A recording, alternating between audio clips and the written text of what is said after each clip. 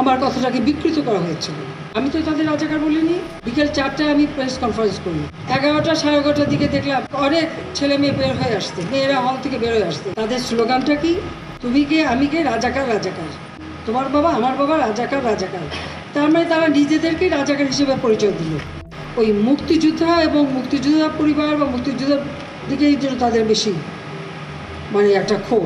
তারপরে কোটা না মেধা, মেধা না কোটা, কোটা মেধার মধ্যে একটা তফাতের কি আছে? এখানে মেধাই তো হয়। প্রথমে প্রিলিমিনারিতে তাদেরকে পরীক্ষা নেওয়া হয়, এরপর লিখিত পরীক্ষা হয়। লিখিত পরীক্ষা পাশ করলে তখন তাদের ভাইবা নেওয়া হয়। ভাইবা নেওয়ার পরে যারা মেধাবী তারাই পায়, আর অবশ্যই কোটাগুলি ভাগ করে দেওয়া হয়। তাহলে যারা পরীক্ষা দিয়ে মেধাবী তারাই তো পাচ্ছে। মুক্তিযোদ্ধা পরিবারের সন্তান সন্ততিরা কি মেধাবী না?